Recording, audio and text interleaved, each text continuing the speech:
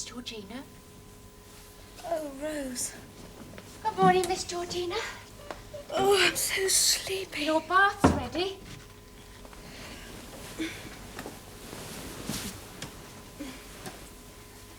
Oh, it was a wonderful ball. Their Majesties, the King and Queen, accompanied by the members of the royal family, entered the ballroom at 10 o'clock, when dancing commenced immediately. The King wore the uniform of the Colonel-in-Chief of the Scots Guards. Ah! Oh, give over, Edward. The Queen wore a gown of grey and silver brocade, with a corsage of silver embroidery and a crown of diamonds with the lesser stars of Africa. The court-in-law with diamond bows arranged as a stomacher. Oh, quite a sparkling, Bonpon? What are you doing with them good glasses? Haven't you heard? Mr. Lyons, our purveyor of fish and poultry, is honouring our humble servants all for luncheon. Oh, and what's so special about him? Shh! Mr. Lyons has got a soul, and his heart's in the right place, and his muscles are as hard as iron. Edward. And take care not to tread on his heels, 'cause they're jellied. And what's more, there's a certain lady not 1,000 miles from here he'd like to catch in his net. When I went round to the shop last week, he pinched me bottom. Not you, Ruby. Why would Mr. Lyons want to throw himself away on you? Mrs. Bridges, he fancies her. Fancies Mrs. Bridges? Yeah. Oh, go on. Ruby? You done the breakfast washing up yet? Yes, Mrs. Bridges. Oh, well, get on with laying up the luncheon and don't talk so much.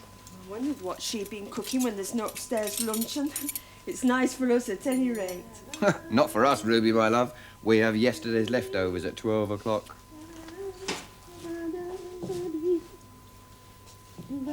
Edward, listen to this. Some of the gowns. Miss Georgina Worsley wore a gown of black tulle with a coat with grey and silver embroidery and crystal beads in a diamante design. Isn't it lovely? Yes, but it didn't ought to be left in an heap on the floor. In Lady Marjorie's day, she'd have had a maid and been put to bed proper. I would have waited up for her. Don't talk simple. Us maids can't work all night and work all day. Miss Georgina ought to have gone all in white. Virgin white. How could she with the court in mourning? Royalty have got to stick together and pay respect just like anyone else, otherwise they'll all be murdered.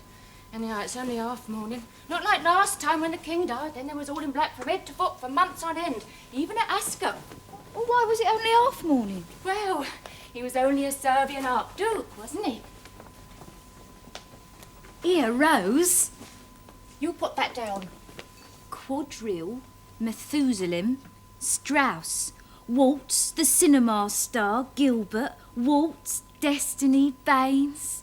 Heroes, look, BL, 4 in a row. That's the Honourable Billy Linton, that is. Come on, haven't got all day. Bet she'll treasure that all her life. The memory'll be like a beautiful dream. There's too much dreaming going on in this house as it is. You know what I'm talking about, don't you? You want to wake up and be sensible. Well, I can't help it if I love him, can I? Lord helps them who helps themselves. You want to be careful, Daisy. Mr. Hudson finds out about you and Edward, he'll turn you both out on the streets. It's not so awful, is it? We might get married. Servants can't get married, not junior servants anyhow. You'll end up in the poorhouse, the pair of you, all like your ma and pa. I do think they'd be example enough for you. Come on. The top ones are for Mrs. Bellamy's bedroom and the bottom for Captain James. Separate bedrooms and them not married 2 years. There's another example for you.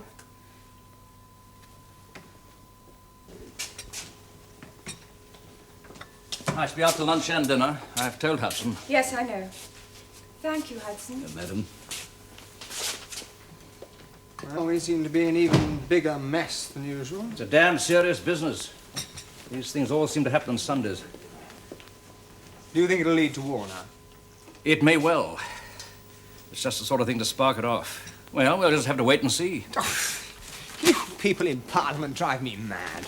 First of all, you turn a blind eye when the Belfast crowd land enough rifles and ammunition to arm themselves to the teeth. And then when the Dublin crowd does exactly the same thing and the British Army shoots a few of them, all you can say is we'll have to wait and see. It's incredible. I'm not exactly in the government, James. Yes, but you could do something about it. What would you do? Well, I wouldn't use the army for a start. With that lot of mealy-mouthed pacifists behind them, they might mutiny again. And I wouldn't blame them. No, I let them fight it out and good riddance. Or perhaps use the Navy to blow Belfast and Dublin to smithereens. Winston Churchill can't wait to poop off his 16-inch guns and his dreadnought. And that would finish the Irish problem once and for all. It would finish you if you were Prime Minister. Which, thank God, I'm not. Ireland on the brink of civil war. Empire going to the dogs. Half the country on strike. Women throwing bombs in Westminster Abbey. What a country. We really are up the spout. Well, I must sweat off to the sweaty city. At least if I was in Bombay, I wouldn't have to wear these ridiculous clothes. Poor old James. Poor old James. Up the spout. Just about sums us up. Not your fault, my dear. As much as it is his. I haven't provided him with children, for one thing. Isn't that considered the principal duty of a wife? You can't help that. Nobody can blame. He should never have... I should never have married him. I'm not the right sort of person for James, Richard. Is anybody? Yes. One of those tough, bright, blue-blooded hunting ladies who would have provided him with a brace of tough, blue-blooded hunting children, and then amused herself with lovers. And if James had complained, she would have told him to stop whining and find himself a mistress. Sounds an ideal marriage. It is what happens, isn't it? From what I have observed of fashionable society, it is what happens. Very civilized. Marriage a la mode. It didn't happen to me. No, of course not. I am glad it didn't. I'm afraid James's malaise, whatever it is, goes deeper than that. In biblical times, that is said he was afflicted by a devil. Well, I must sweat off to sweaty Westminster and listen to Mr. Redmond telling Mr. Carson that he's a murderer, Mr. Carson telling Mr. Redmond that he's an ignorant papist cattle driver. Richard, I don't know if James is serious about this directorship that Jardines have offered him in India. Hard to tell in his present mood. If he is, I'm not going with him. No, I don't see you as a memsahib. Even if he doesn't go, I shan't stay with him. I wouldn't still be here if it wasn't for you. And Georgina. It's getting worse all the time. We are driving each other nearly mad just by existing. Well, could I... No. Thank you. What shall you do? Not back to your parents. Out of the frying pan, no. I shall do whatever James wants. Divorce, desertion, separation. Perhaps I could find a refuge with my typewriting machine somewhere. I just wish... What? Nothing. Oh, dear.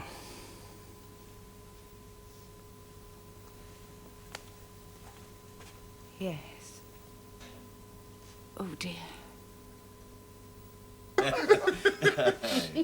Have another helping, Mr. Lawrence. Well, I don't mind if I do.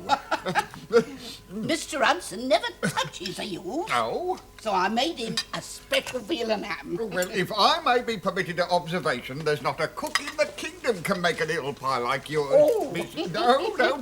No. Not even Mrs. Lewis or Monsieur Escoffier.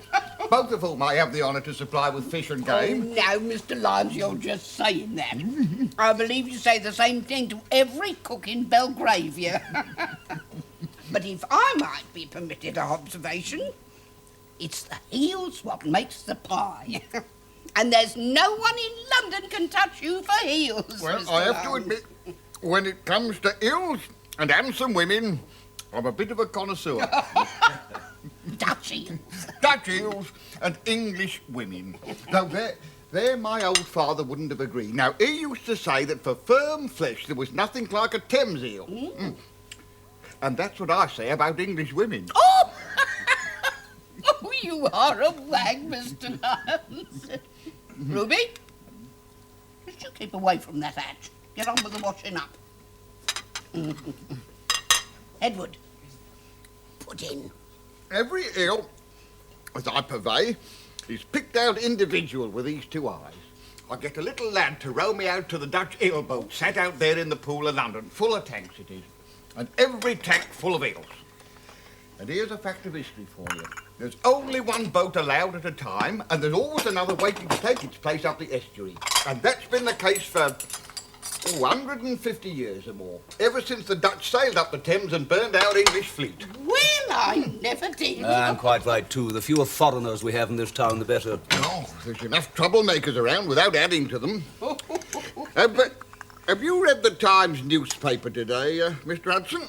I have perused it briefly, yes. Yeah, well, then. You just read that. Oh, there. Thank you, Edward. To the editor of the Times from the Secretary of the Secret Commissions and Bribery Prevention League Incorporated, 3 Oxford Court, Cannon Street. Dear Sir, bribery and corruption among servants and tradespeople are rampant in London, especially in the great houses of Belgravia and Mayfair. God bless my soul. I never heard nothing like that in all my born days. What cheek? A gift to a servant as an inducement to show favour to a tradesman dealing with a master and made without that master's consent is corruptly given. That's slander. That's blackmail and slander. Oh, some crank, I suppose, jealous of our privileged position. Oh, I don't know so much. It's making out that tokens such as friends like Mr. Lyons presents us with from time to time is bribes. I tell you, whoever wrote that ought to go to prison. Christmas time you could stock a pub. That's wrong. Mr. Lyons You wait being till you're appointed cooking to on their the majesties the king and queen. Well, it's treason. It's an insult to the royal coat of arms. I'm surprised at the time printing such blethers. Well, it shows what evil-minded people there is in this world. They put it in the Times so that them upstairs will read it and we'll get into trouble. That's what they done it for. Now, don't upset yourself unduly, Mrs. Bridges. How about a wee drop of port for you, Mr. Lyons, eh? Well, now, that'd be very nice, I must say. I hope that won't be construed as bribery and corruption. Oh, I should hope not. This way, indeed. please. Lunatics. Right.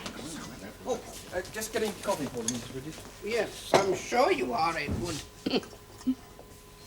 Dish is not touched yet, Ruby. Just tidying up your table first, Mrs. Bridges. You ought to be careful, my girl. One of these days, them ears of yours will drop off. A woman of some spirit, you are, Mrs. Bridges. Oh, yes, indeed, Mr. Lyons. A fine person. Mr. Bridges was a very lucky man. I take it he has, passed over. To my certain knowledge, Mr. Lyons, there has been no Mr. Bridges. The title Mrs. being the usual honorarium enjoyed by cooks of a certain class. Cigar? Well, no doubt some lucky man has already found favour in her eyes. Put it down there, Edward. Yes, Mr. Hudson. Thank you.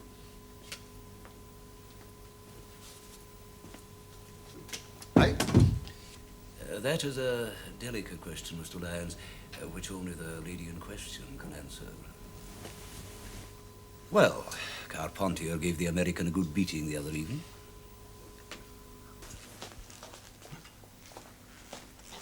Ruby, I was right. Mr. Lyons has baited his hook and he's gone fishing. And it's not for no tiddler either. You mix the honey and the soft soap and the gin in equal proportions with the water. Give us a sip, Rose. Oh, get off, Edward. Oh, she's trying to soft soap me. Then you scrub the ribbon firmly with the mixture, thus. Then you rinse the ribbon in cold water. Daisy! Ow! Are you listening to me? Yes, Rose. Rosa, I'm just slipping out for a minute. I'll be back after tea. Right you are, Mrs. B. Then You fold the ribbon in a cloth and iron it with a very hot iron swiftly so that it won't scorch. Blimey, if that Titford doesn't do the trick, nothing will. Edward! Will you clean my ribbons for me when we're married, eh? Will you put that girl down, Edward? Now, let me see you do it.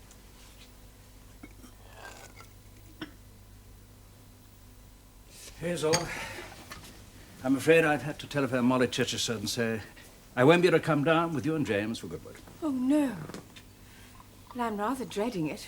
And you were my only hope. Oh, nonsense. Goodwood's great fun, not a bit stuffy like Ascot. I bought a new hat, especially to dazzle you with. Well, you'll just have to dazzle everyone else. Bonner Law wants me to stay with him at Wargrave, to be closer to London. The King and Queen aren't going to Goodwood either, are they? No, things are getting rather tricky. And they've moved the fleet to Scarpa Flow after the review. Oh, really, these wretched Irish. Well, it's not altogether the Irish this time. There's a flap on about this Balkan business. That's nothing to do with us. Is it? Well, not yet it isn't. But Austria's ultimatum to Serbia expired yesterday, and she declared war today. And Russia is Serbia's ally and hates Austria. And if Russia comes in, Germany is bound to help Austria. And France has an alliance with Russia, and we have an entente with France. It sounds a terrible tangle. That's exactly what it is. Let's hope the only way to untangle it is not with gunpowder. Well, what's the difference between an alliance and an entente? Well, one is written down, and the other's a sort of gentleman's agreement. Do we always have to behave like gentlemen? It might be difficult to avoid it this time. We've suggested a peace conference, but Berlin won't have it. I don't trust that damn Kaiser. He's a tricky devil. It's all happened so suddenly. I really don't believe it. Well, all I can tell you is that Margot Asquith was sitting up in the gallery with those high Tory ladies from Ulster, whom she has not spoken a word to in months, telling them that we were on the verge of a European war. She exaggerates everything. She is the Prime Minister's wife, and Edward Grey had lunch with them today at number 10. Shall I have these taken up to your room, Miss Georgina? No, thank you, Hudson. Just leave them there. Georgina?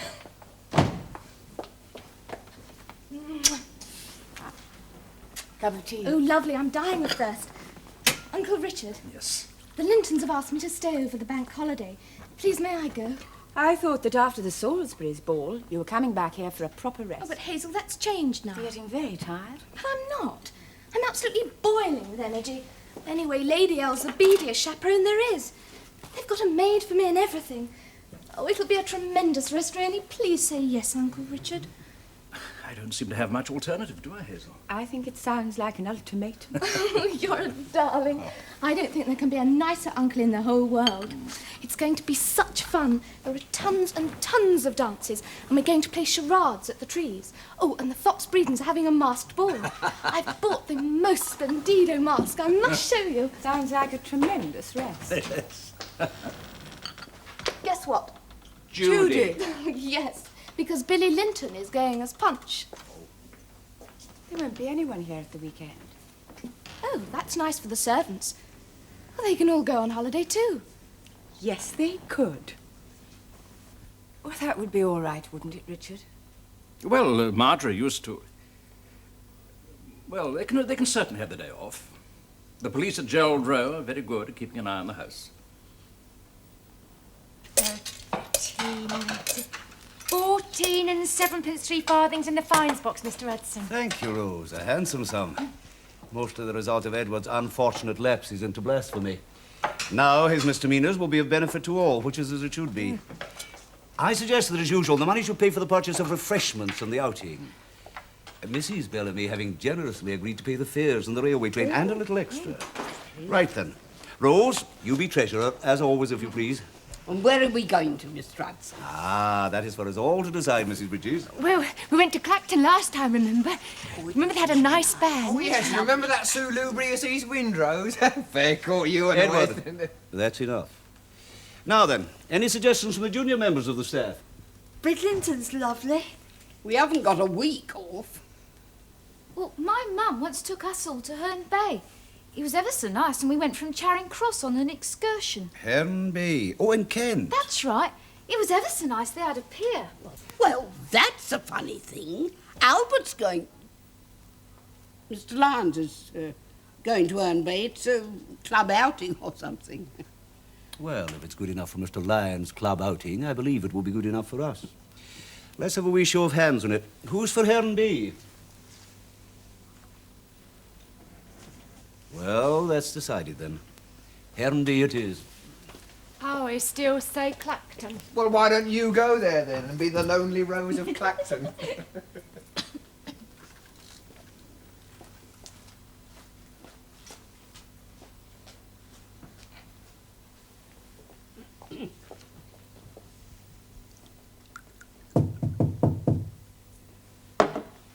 Come in.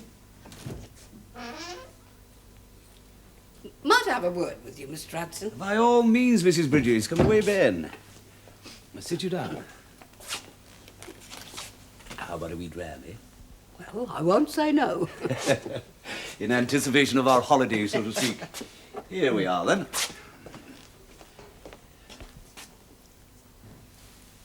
Here we are. Thank you. Your very good health, Mrs. Bridges. And yours, Mr. Hudson.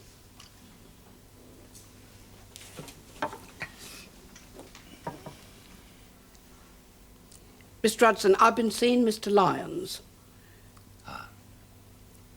There are indications that he's serious. Well, straws in the wind, you might say. I see. Such as? Well, I've been to tea there twice now, and the last time his only living relative, his sister, come up from Wanstead special. One swallow doesn't make a summer, you know, Mrs. Well, then Bridges. there's his manner, his general behaviour, you might say. I've been very perturbed. I would have thought it was more a time for rejoicing. On account of you, Angus. I mean, when I had my bad trouble and you were so very kind and so very, very gallant, we did sort of promise each other that we would reserve ourselves for each other until such time as we should retire from service. Reservations can always be cancelled, Kate. Don't worry your head about that. I cannot deny that I shall miss you very much. We shall all miss you. But nothing must be allowed to stand in the way of your future happiness and security. Thank you for those words. You're a good and generous man. Well, now we really have got something to celebrate, eh? Oh.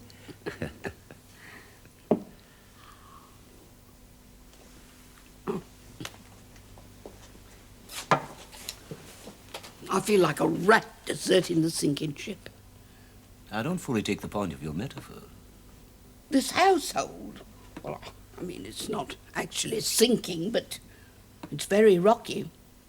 All them aggravations and scratchings up there, and then all them Indian catalogues and that. Well, I think the state of affairs upstairs, however difficult they may appear to us, should in no way influence your decision. You think I ought to tell them? No. Oh, no, not yet. While in no way implying that I doubt Mr. Lyon's good intentions, I should nevertheless counsel you to wait for a wee bit until his proposal takes a more solid form. Yes. Thank you, Angus. Oh, Rose, look. It's by Poiret from a drawing by Baxt. He designs all the clothes for the Russian ballet. Very nice, I'm sure. You don't approve, Rose. It's too daring. Oh, I've seen more daring than that in this very room. I remember when Miss Elizabeth put on a Moorish kaftan with no corsets underneath. That was years ago. You should have seen her mother's face. It's funny, everyone talks about Elizabeth as if she still lived here. I mean, downstairs you still call this Miss Elizabeth's room, don't you? Oh, yes, I suppose we do. Just a bit. I feel I know her quite well, even though I've never met her.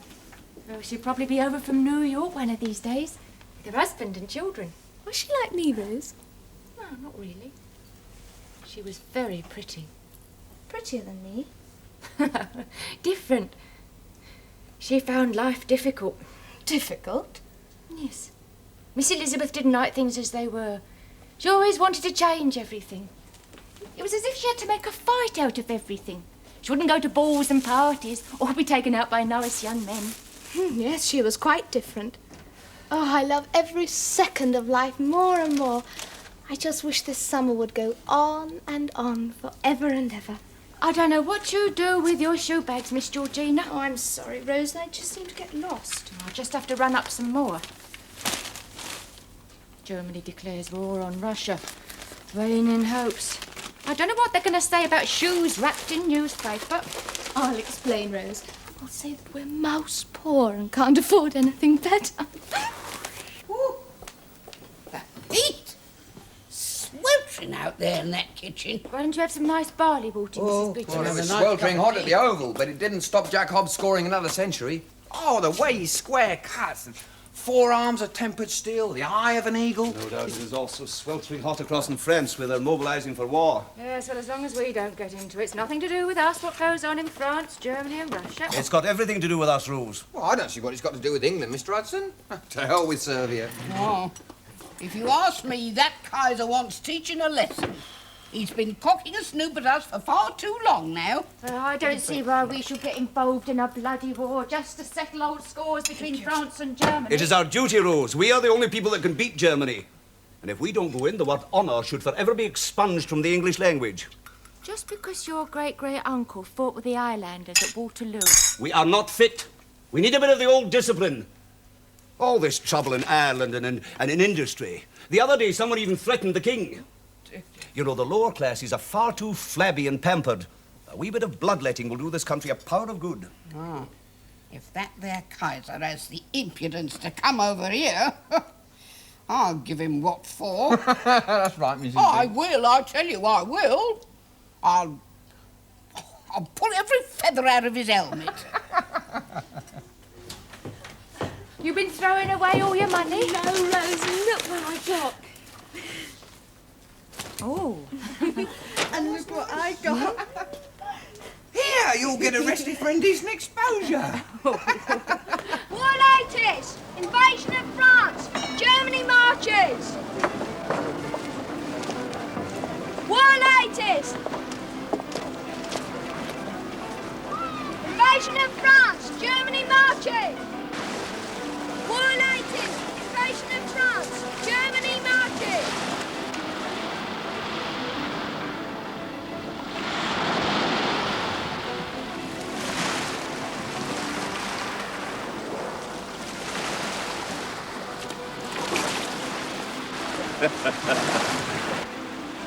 War latest! Invasion of France! Germany marches!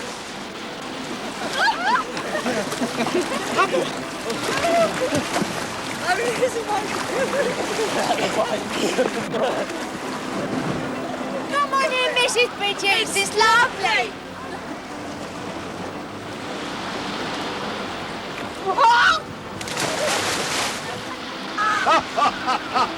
Mrs. Bridges!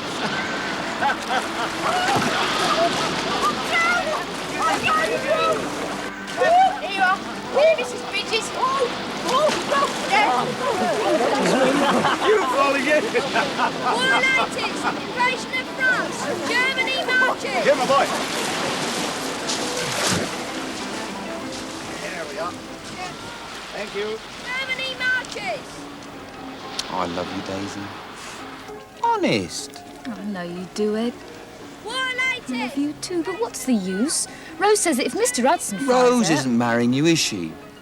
I'll be a butler one day, and well, there are lots of places in the country that take married couples. Good wages too. And then there's this war. Well, that's just the newspapers exaggerating. It won't affect us. And if we do have to go in, it's only a job for the Army and Navy. I don't know so much. Mr. Hudson, well, you'd think he was the old British Army the way he goes on. He'll make you join up because he's too old. You see if he will. Now, come on, cheer up. We're on holiday. Shall I get the pie? Yes, you get the pie out. That's right. Edward! Daisy!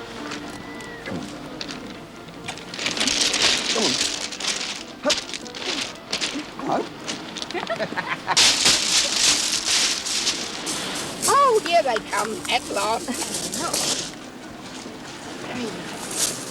You should have come in, Daisy. It was lovely. Hi, just like Bridlington. She had better things to do.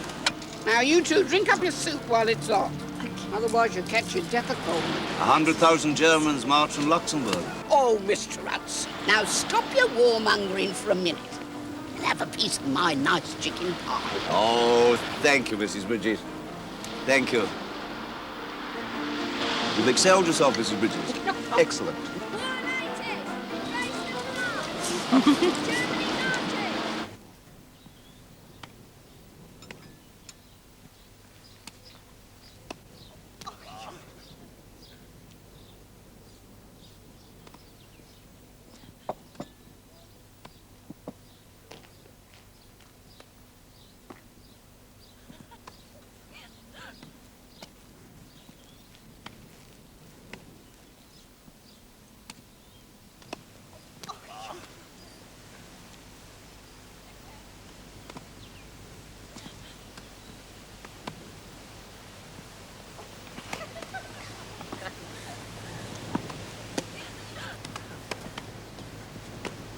Georgina?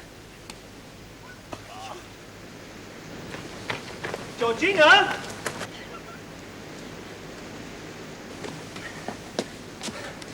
Georgina?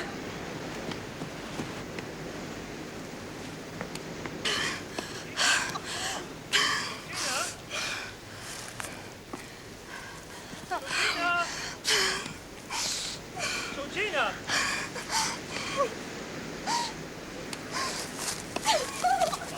Georgina! Georgina! I am your slaves, and I... Listen, Georgina. You're all huffing, puffing, Billy. Georgina, I want to talk to you. I mean properly.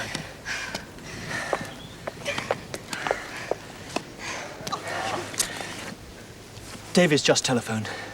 They've cancelled cows. Oh, no. Well, I've never been to cows. Goodness, how sad. It means things are pretty serious. Why is everyone fussing about this silly old war? Well, it's just something happening abroad.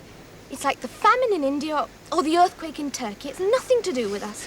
David says we'll be in by tomorrow. Tomorrow? Did he really say tomorrow? I mean, it's pretty exciting, really. Yes. Yes, it's thrilling. But it's pretty frightening. The trouble is, I don't know what to do. Nor do I. Have you asked your father? Well, sort of. He says go up to Scotland and then back to Oxford. Carry on as usual. But that's no good, not if it really is war. No. I mean, I'm not a very military sort of person, really. I'm sure I'll make a hopeless soldier. I always hated field days at school. Couldn't you wait a bit, then? What? No. It's only going to last a few months. Well, it might last 6 with any luck. David says the nations can't afford any more. They'll all be bankrupt. Oh. So if I'm not quick, I might miss it altogether. That would be awful. Yes, that will be awful. I mean, I can't shirk it like some damned Crawley socialist. Well, you do see that, don't you? Yes. Billy, That's why I had to talk to you, you see. In case it all happens very quickly and we don't have a chance to see each other again.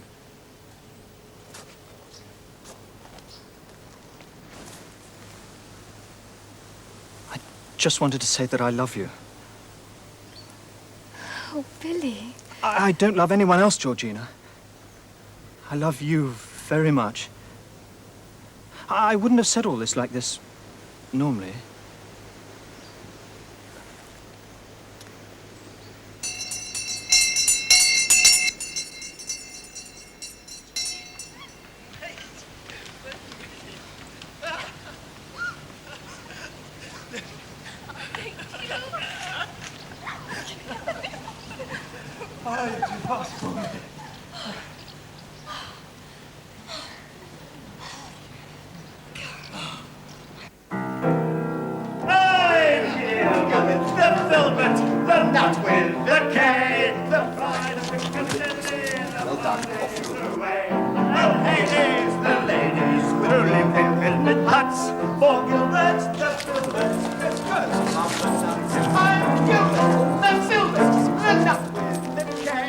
The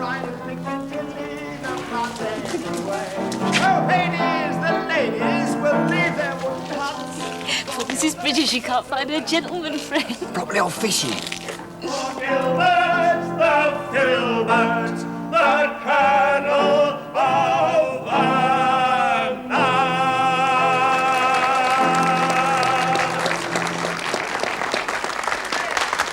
Hello! By special request, I am calling upon Uncle Angus to give us one of his famous songs. Uncle Angus!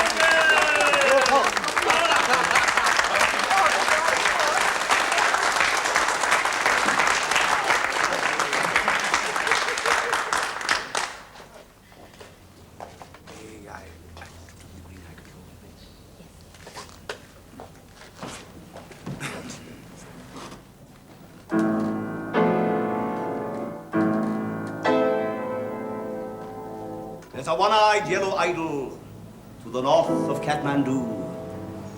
There's a little marble cross below the town, and a broken-hearted woman tends the grave of Mad Karoo, while the yellow god forever gazes down. He was known as Mad Karoo by the subs at Kathmandu. He was hotter than they felt inclined to tell, but for all his foolish pranks, he was worshipped in the ranks. And the colonel's daughter smiled on him as well. He had loved her all along with a passion that was Sorry to interrupt, Uncle Angus, boys and girls, but I've just got some news coming on the wire. The King of the Belgians has appealed to His Majesty King George V for help. Now, remembering all our brave Jack Tars guarding and manning their guns at the Atlantic, let us all stand and sing a verse of Rule Britannia. When Britain first enter among the rose from out the azure main, a rose from out the azure main. This was the charter of the land, and guardian angels sang this strain. Rule Britannia, Britannia rules away. Britain never, never, never shall be slain. Hep, hep! Hooray! I'm glad you enjoyed it. Did you enjoy it? Yes. Did you have a good dip?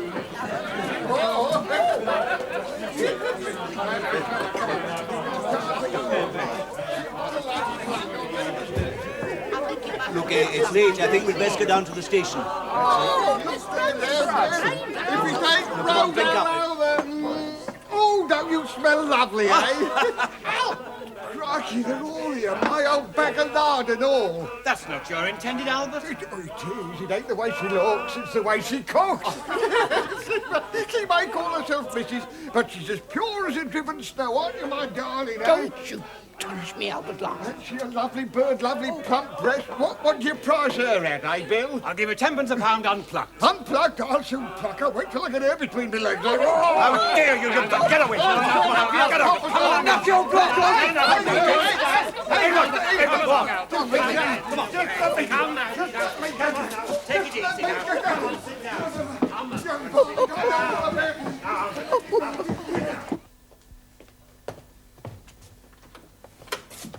Good morning, Hudson. Good morning, madam. Good morning, sir. Good morning, Hudson. We are back early because I'm going soldiering. Yes, sir. Oh, may we have coffee and biscuits in the morning room, please, Hudson? Certainly, madam. Oh, yes, and pay off the cab, will you? And please look at my army kit and all my camping stuff. I shall wear service dress. Very good, sir. Mr. Hudson, Yes, Rose. Put them down there, please. Mr. Lyons is at the back door. Mr. Lyons. Wants to see Mrs. Bridges. Insolence. Where is Mrs. Bridges? She's gone shopping. Gone shopping? If that's all, the whole world's gone tapsul-teary today. Rose, go down and get rid of him. Oh, but Mr. Now, do as I Hudson, say. I don't care how you do it. And get Edward. No, I'll get Edward. Look, how much is it in your clock? Rose? You mind your own business and get on with your work.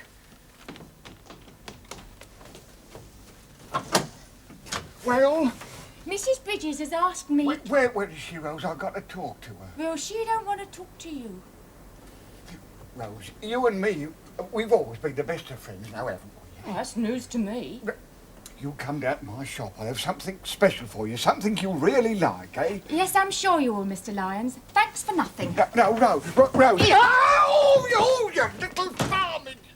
Mrs. Bridges has asked me to inform you that she is no longer available and don't want to see you no more, not ever again. And further to that effect, this household will no longer require your services as purveyor of fish and poultry. No, Rose. I want to talk to Mr. Hudson. Rose. Thank God for something positive at last. Even those damn pacifists in the government can't get out of it now. Well, if it makes you any happier, Morley and Company resigned Thank you, yesterday. It was Edward Grey's speech that did it. You have never heard such a reception. After that, there was no doubt that if Germany went into Belgium, we'd go in. It's like a breath of fresh air. It's extraordinary. The station, the streets, everyone's smiling and happy. It's brought us all together. Instead of fighting each other, we can get on with thrashing that damn Kaiser. Well, I wish it could have been decided peacefully. It couldn't, don't you see? They want war. They've been strutting up and down, saber-rattling and growling for years. And now we've got to win. Otherwise the world won't be a fit place for human beings to live in. Let's do it properly while we're about it. Smash or be smashed. The war to end all wars. All ready, Mr. Hudson? Oh, thank you, Edward. Why is he going so soon if war's not been declared yet? Captain James is on the regular Army's reserve of officers, Edward. Well done. All right, you can take it all up now. Here we are. Careful now. Mind how you go.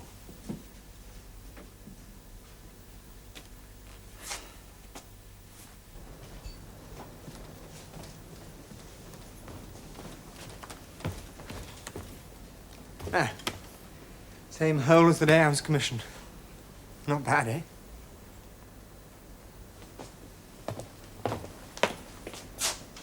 Everything is loaded, sir. Thank you, Hudson.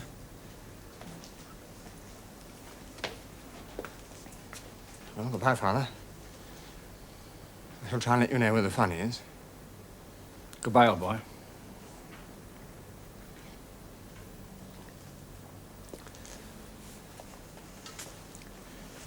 Bye, darling. Take care of yourself. We will. Don't worry about us.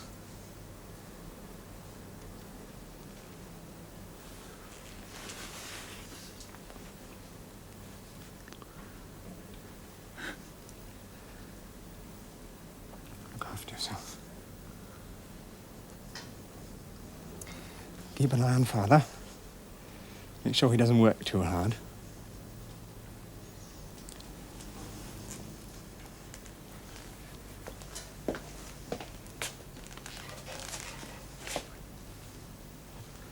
Good luck, sir. And don't let Hudson sneak off and join up. You will, you know, if you don't watch him. Don't you dare, Hudson. No, sir.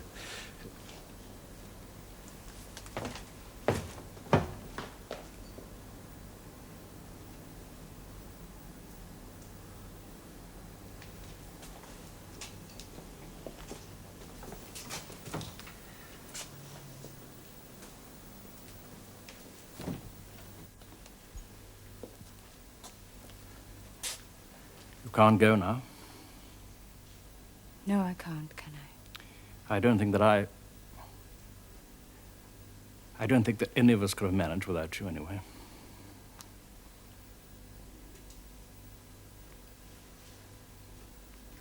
Rose, you didn't ought to have said such things, really you didn't.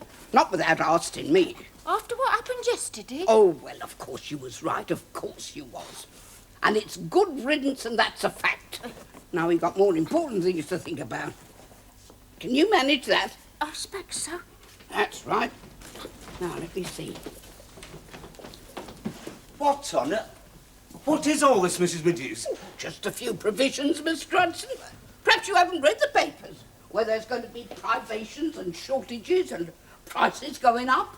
But this is hoarding, Mrs. Bridges. I don't care what it is. Rose, see that gammon's probably hung up on the hook. If that there Kaiser's coming over here, bombarding and besieging us like they says he is, I'm not letting this household go short. Ooh.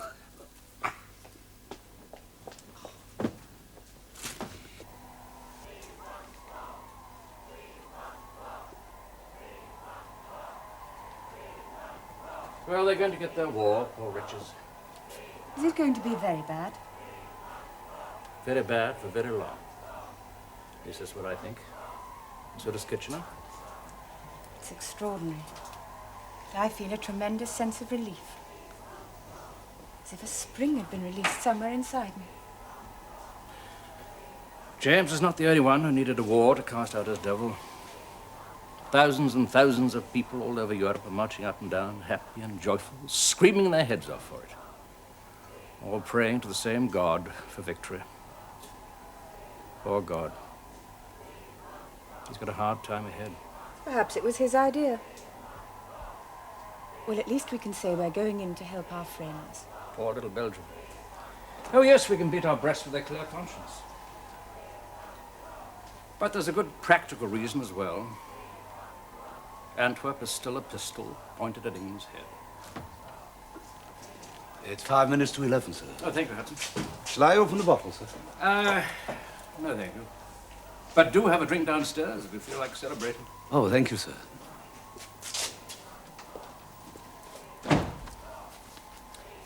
Last night, Edward Grey looked out across the park and said, "The lamps are going out all over Europe. We shall not see them lit again in our lifetime." I'm too old for war, Hazel. This means the end of that pleasant order of things that I've known and lived and loved. The end forever. I do see.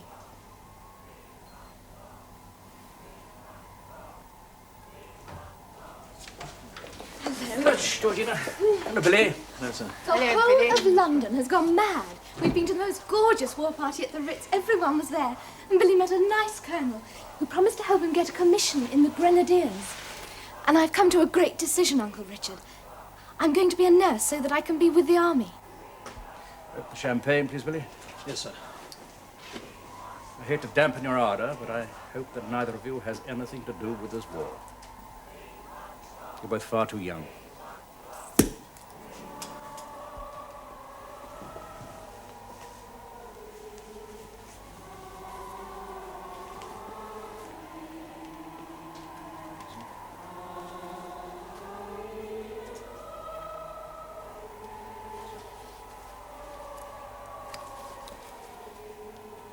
I refuse to drink a toast to war. From battle and murder and from sudden death. Good Lord, deliver us.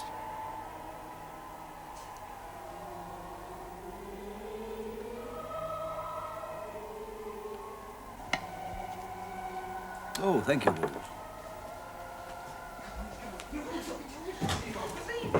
Mr. Hudson, you should have seen the crowds outside Buckingham Palace. They're all singing and shouting at the top of their voices. You can all help yourselves to some beer. Oh, thanks, Mr. Hudson. We saw the King and the Queen and the Prince of Wales come out on balcony. Yeah, and we saw Mr. Churchill, Mr. Asquith, and Lloyd George, saw as clear as anything.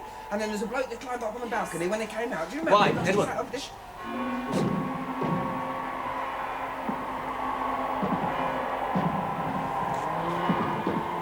This is an historic moment in the history of our country and our empire.